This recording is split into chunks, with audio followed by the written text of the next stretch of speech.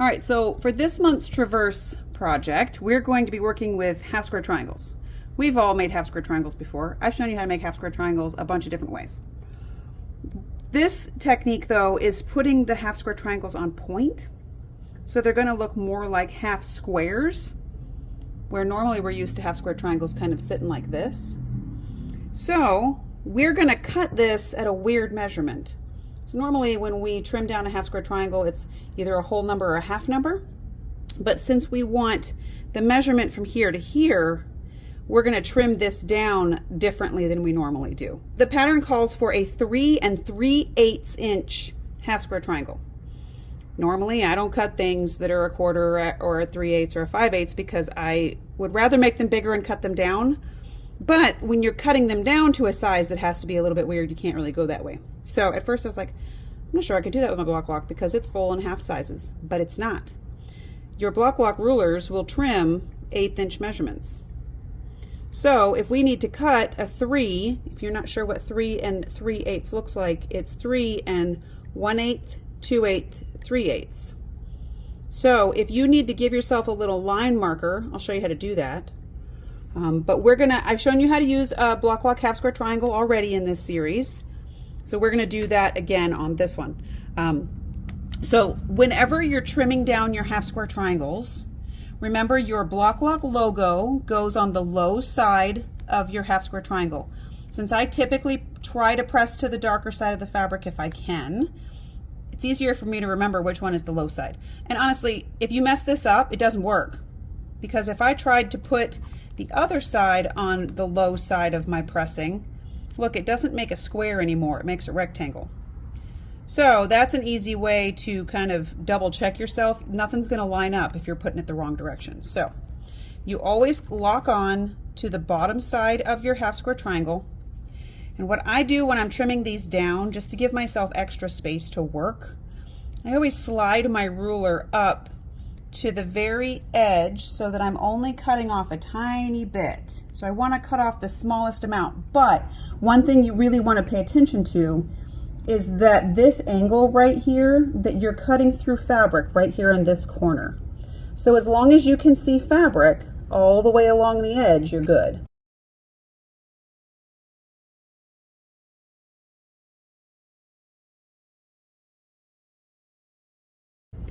Then I'm going to turn you can turn it if you want to, if you have a rotating mat, this is a good time for that too.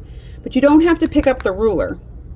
You just slide the ruler down the seam until you're lined up with the 3 1 2 3/8.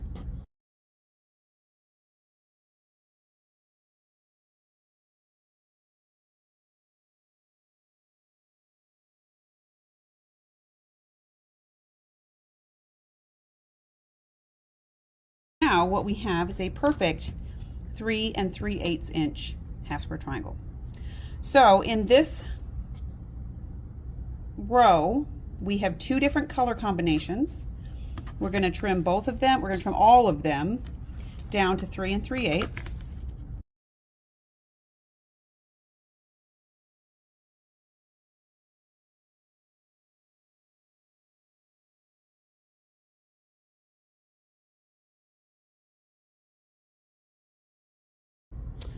So the next bit of cutting we need to do is we've got 2 different colors of setting triangles. So we're going to cut these diagonally across the points.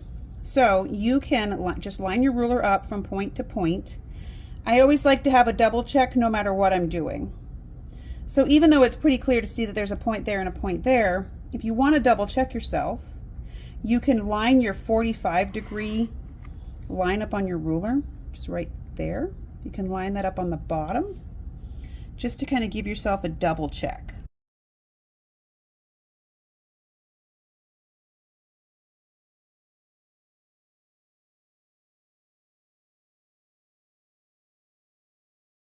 People ask me sometimes, why do you do that instead of just taking a square and cutting it in half? Because you're gonna, if you put these together this direction, look, it's just a square. So if you were to take a square and cut it in half, you would get the same size. What you don't get though, the reason we cut them like this is because then you have straight legs on the outside See how that doesn't stretch, but this does? Your straight of grain is on this side now, and your bias is in the middle. Since we're going to put these on point, what that does is it really anchors the side of your row. So sometimes you cut a square in half and get 2 triangles, and sometimes you cut a square in half twice and get 4 triangles. That's why you want to have the straight of grain in a certain place when you join your blocks together. Now, if you were, let's say you were going to cut this in half the first go, and sometimes your ruler will stick to your fabric and move it away, or the wind will come, or you sneeze, or your cat messes your stuff up. If you can't get them lined up, or sometimes I cut multiple pieces, let's say for some reason you can't get them lined up, or it's just a weird, awkward angle. Now, if you took your ruler and you just tried to figure out where the middle of this was, maybe you'll hit it, but probably not. You'll probably just cut a weird triangle. Couple of things you can do. You can either put the point here on your ruler and line a straight line up here, or you can take the 45 like I was talking about, and you can line the, put this on my right side, you can line the 45-degree angle up with one of your straight sides, one of the outsides of your triangle. So I lined that up there. Now if I cut this, my triangles are going to be even. To lay our blocks out, we want to take one of the blue triangles and one of the pink triangles. We're just going to lay them next to each other. And we're going to sew them to each other. Okay, so ta-da! These ones are sewn together. So just take all of these. You can take all of them. Keep one of the pink ones out. This is where it starts to feel a little weird, because we want to take this angled triangle and make it a square. We want to see this instead. So we're going to take the triangles we just cut, and if we want this to be straight, we're going to line that up that way. So this angle lines up straight this way. This little dog ear is going to hang off, but that's going to be okay. Then we're going to take the other side over here. So these are going to be opposite each other. So this row goes straight along this side, and this row goes straight along that side. We're going to join these to here. So now we have 2 elements made. They match, but we want to join them to each other kind of off-centered like this. What we're going to make is a pattern that the squares look like squares. So if we join them to each other like this, they wouldn't quite match. But since we want to put them on point, we're going to set them this way. If I flip these over, you'll see that I press them opposite directions so that we can join them to each other easily. That's important in this technique because you really want these points to line up. Now, part of the reason we like to use a block lock ruler is because look at how perfect those little points are. So that's already correct. That's already really good. So if we join our blocks to each other in a way where they nest really well, look at how nicely that nests because of the way we pressed them.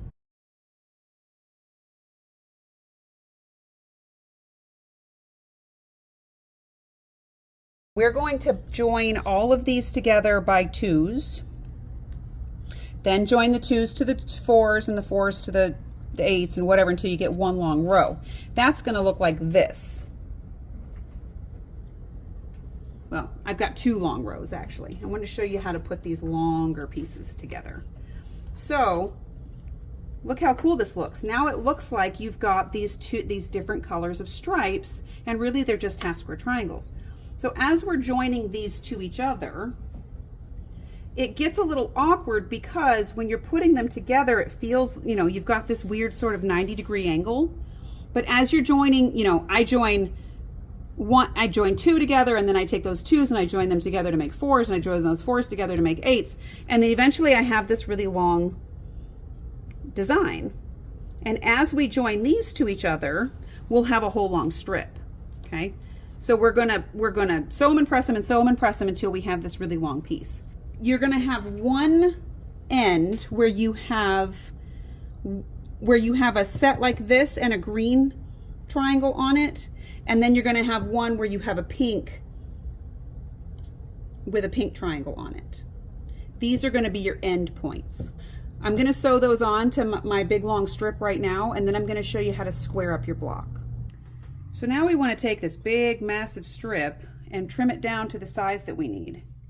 So what I did was I found the middle of my row and I marked it with some pins.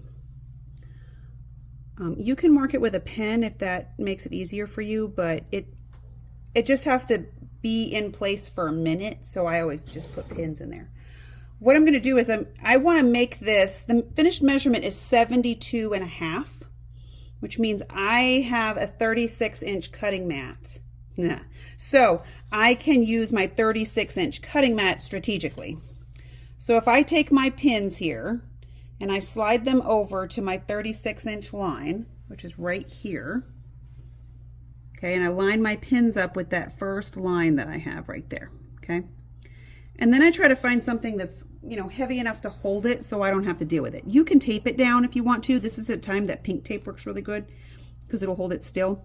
I usually just put something somewhat heavy on this end to hold it down, okay? Then I'm going to go over to the other end of my cutting mat, my 36-inch cutting mat, and I'm going to use just my regular 6x12 ruler. You can use this ruler.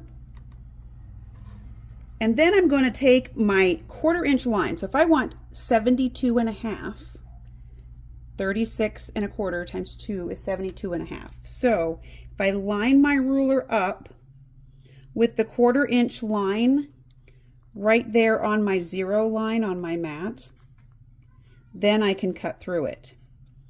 Now the pattern has you cut right here, and this is up to you. If you want to trim it to where the pattern fits and then make the border fit, I'm going to show you both ways. So if I were to cut this to 72.5 and I line this up like this, I'm going to cut the end of that tip off there.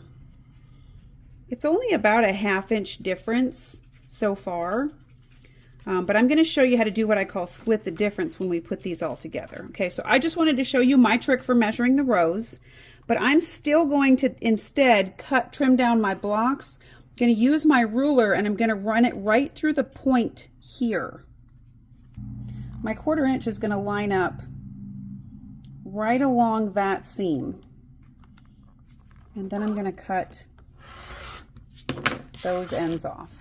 Okay, so now I have a really nice straight border end. Now again, if you are more worried about getting the 72.5, then do the measurements, measure it out. As it stands right now, this is about a 1/2 inch too big. Okay, but this is part of quilting. This is part of making it fit. So it's up to you. If you want to cut this down to the size that the row is supposed to be, you can. If you want to trim it like this, we have an extra 1/2 inch. So let's see if we have an extra 1/2 inch on the other end. We might not. We might be a 1/2 inch short on the other end. So that's the other reason I don't necessarily cut it right away. Sometimes you have to have more than one measurement to figure out where you're going to be. And I'm going to cut off extra on mine. I have actually a whole extra row on mine because I just kept sewing them together until I got there. But what we want to trim through on this end is we want to have a 1/4 inch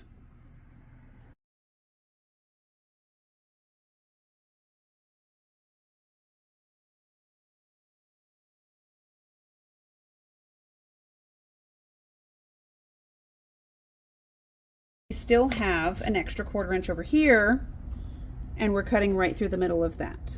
Okay, so we won't cut the points off of here, and we won't cut the points off of there. So on the last video that we do, I will show you how to join all these rows together, and I'll show you how to make up for the differences. The other thing I'm going to suggest that you do before we start joining this together to clean up these dog ears up here is if you take a ruler that you can clearly see the 1/4 inch line on. Okay, now here's what I do when I straighten up rows.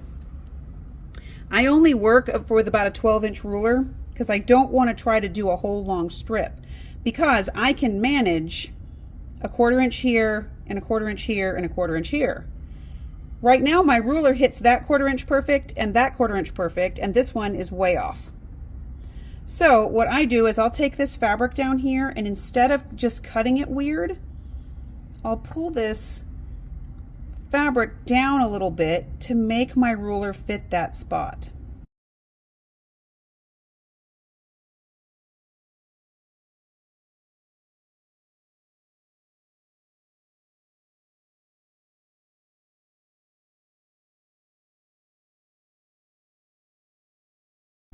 All right, there you go. Happy traverse.